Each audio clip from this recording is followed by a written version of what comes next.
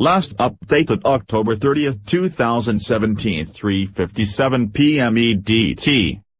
A former campaign aide to President Donald Trump has pleaded guilty to lying to federal agents working for Special Counsel Robert Mueller as part of his probe into possible coordination between the Trump campaign and Russia.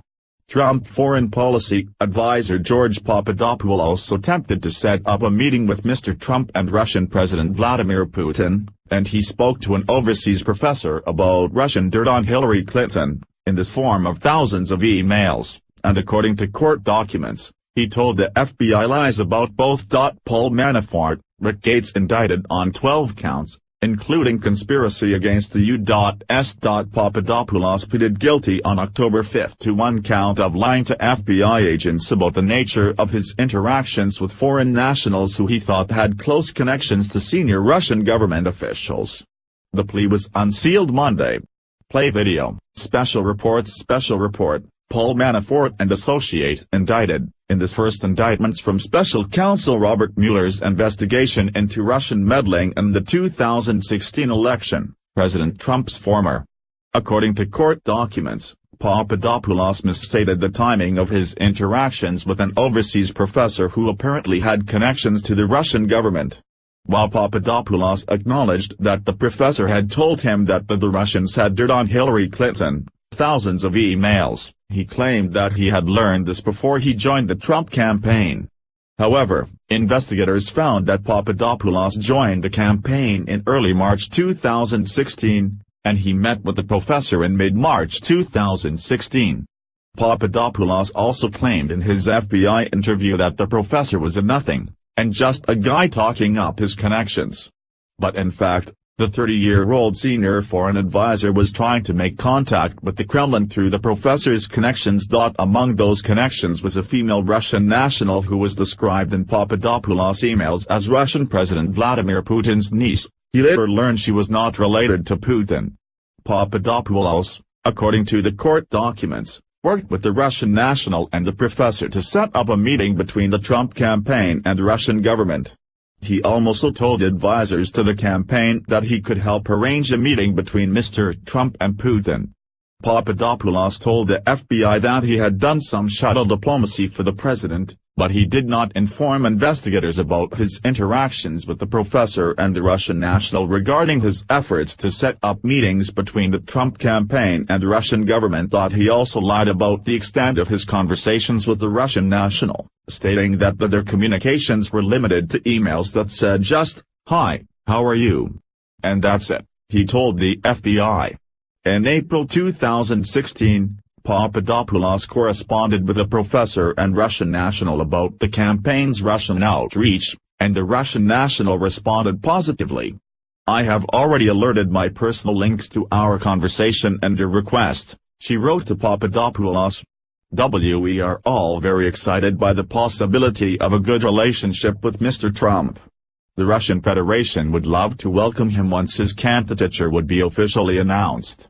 On April 25, Papadopoulos wrote to a senior Trump campaign advisor that the Russian government has an open invitation by Putin for Mr. Trump to meet him when he is ready.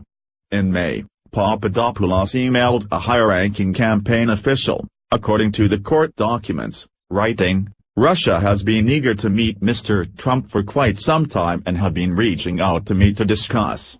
Papadopoulos continued to communicate about possible meetings with the Russians, and then around August 15, 2016, 4 days before Trump campaign chairman Paul Manafort resigned, a campaign supervisor told Papadopoulos he and another foreign policy advisor should travel to Russia for a meeting. They did not ultimately make such a trip. However, a footnote in the court document says that a Trump campaign official forwarded Papadopoulos' email to another campaign official with a note that said they should discuss, because we need someone to communicate that Donald Trump is not doing these trips. It should be someone low-level in the campaign so as not to send any signal. Who is George Papadopoulos? Papadopoulos is the first person to face criminal charges that cite interactions between Trump campaign associates and Russian intermediaries during the 2016 presidential campaign. He was a member of the campaign's foreign policy team, but Trump aides have said he played a limited role in the campaign and had no access to Mr. Trump. However, he can be seen in a national security meeting with candidate Trump in this Instagram post, "Meeting with my national security team in Washington, D.C. Trump 2016. A post shared by President Donald J. Trump, at Donald Trump, on March 31, 2016 at 7:09 p.m. PDT. Also, the government's complaint against Papadopoulos, filed on July 28, notes that Donald Trump himself, when he met with the Washington Post in March 2016, provided the names of 5 individuals identified as members of the campaign's foreign policy team, including George Papadopoulos. Mr. Trump referred to him during his Washington Post interview as an excellent guy. Papadopoulos worked for Ben Carson's presidential campaign before serving as an advisor to the Trump campaign. Dan Carson campaign manager Barry Bennett told CBS News Major Garrett that he had received a LinkedIn note from Papadopoulos on November 5, 2015 with the resume and mentioned that he had done work for the Hudson Institute. Bennett hired him as a foreign policy advisor with the $5,000 per month retainer, this at a time when Carson was very competitive with Mr. Trump and in desperate need of foreign policy advisors.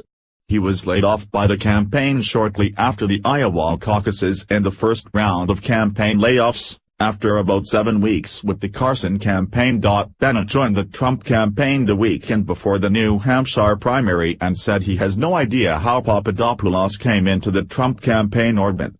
In July, he was arrested when he arrived at Dulles International Airport. The charges against Papadopoulos carry a maximum sentence of 5 years imprisonment and a $250,000 fine. The government agreed in the plea agreement to note for the court his efforts to cooperate with the government, as long as he continues to do so. And his sentencing won't take place until his cooperative efforts have concluded, according to the plea document. Here's the statement of the offense released by the special counsel's office Monday. CBS News Major Garrett, Juliana Goldman and Paula Reed contributed to this report.